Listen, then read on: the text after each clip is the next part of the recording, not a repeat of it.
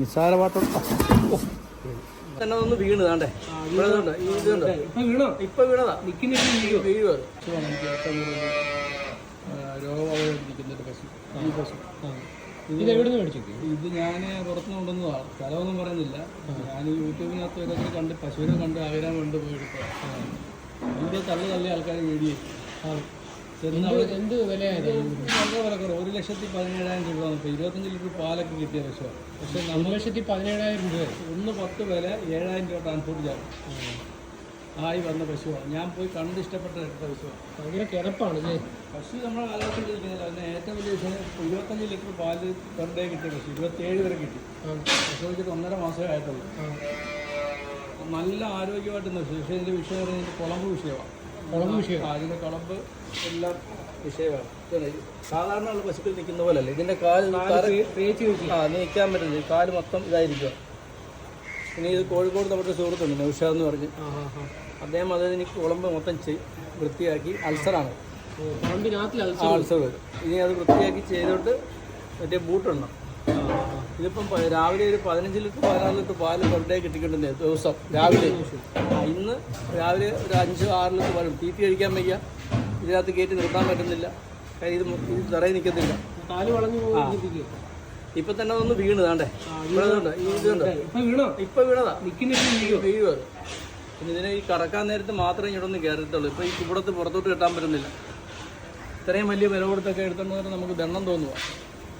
സാധാരണ സംഭവിക്കുന്ന പറഞ്ഞാൽ എടുത്തോണ്ട് വരും. കുറേ ഡോക്ടർമാരെ അതിനും വിളിച്ച് കുറേ കാൽസ്യം കൊടുത്ത് ഇതിന് അസുഖം എന്താണെന്ന് ആരും കണ്ടുപിടിക്കുന്നില്ല. അതെ വേറെ കൊളംബിൻ്റെ അൾസറാണ്.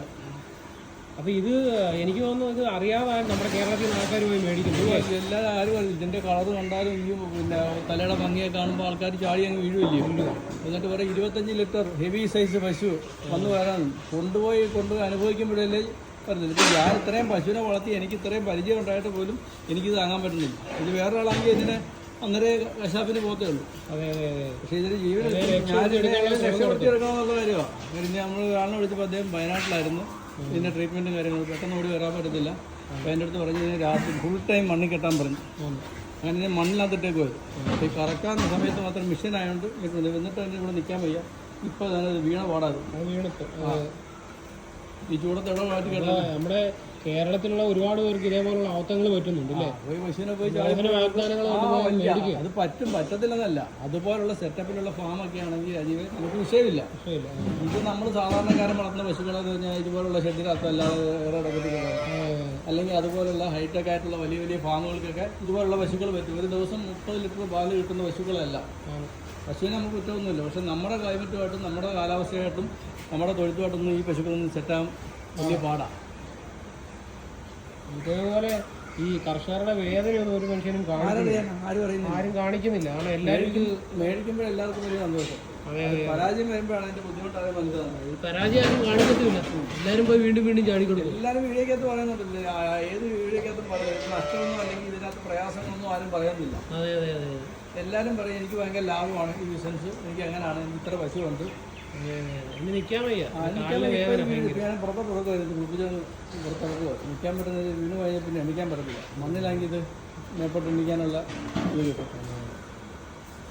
പശുവിനെ മേടിക്കുന്നവർ വളരെ സൂക്ഷിച്ച്. ഇപ്പോഴത്തെ കാലാവസ്ഥ ഒരിക്കലും ഇതുള്ള പശുവിനെ മേടിച്ചു കഴിഞ്ഞാൽ നമുക്ക് പറ്റത്തില്ല. നമുക്കൊരു ആവറേജ് ഒരു 10 ലിറ്റർ പാല് രാവിലെ ഇത്രയും പ്രതീക്ഷ മതി. നമ്മുടെ തീറ്റ കൊടുത്ത് തന്നെ 12-13 ആക്കിയ വിഷയമില്ല. ഒരിക്കലും വല്ല തമിഴ്നാട്ടുകാരൻ്റെ വീഡിയോ കണ്ടോട്ട് ബ്രോക്കർമാരെ ഇറച്ചിലും കേട്ടിട്ട് പോയി കയ്യിലിരുന്ന പൈസ കൊടുത്ത് ഇങ്ങനെയുള്ള അവസ്ഥയിൽ ചെന്ന് ചാടിയാൽ ഒരു കാരണവശാലും കയറത്തില്ല. മേടിക്കുന്നവർ വളരെ ഉത്തരവാദിത്തത്തിൽ മേടിക്കുക. അവരെ കുറ്റം പറയോ, അവൻ എന്നെ പറ്റിച്ച് 1 ലക്ഷം രൂപ മേടിച്ച് അവൻ പറഞ്ഞ് 30 ലിറ്റർ പാല്. ഇതിന് 30 ലിറ്റർ പാല് ഞാൻ കറന്നു, 27 ലിറ്റർ പാല് ഇവിടെ കറന്നതാണ്. പക്ഷേ ഇതിന് കാലാവസ്ഥ വന്നു പോയി. തന്നാലും കുറ്റം പറയാൻ പറ്റും. നമ്മുടെ ഇവിടുത്തെ നമ്മുടെ കാലാവസ്ഥയ്ക്കൊന്നും പറ്റത്തില്ല. നമ്മുടെ കാലാവസ്ഥയ്ക്ക് പറ്റുന്ന പശുക്കളല്ല. ആദ്യമേ തന്നെ ഇതിന് ഡെലിവറി കഴിഞ്ഞപ്പോൾ തന്നെ ഇൻഫെക്ഷനായി അങ്ങനെയൊക്കെയുള്ള വിഷയങ്ങൾ വന്ന് എന്തിനു വേണ്ടി പൈസ ഡോക്ടർമാർക്ക് ഫീസായിട്ട് തന്നെ കൊടുക്കേണ്ടി വന്നു.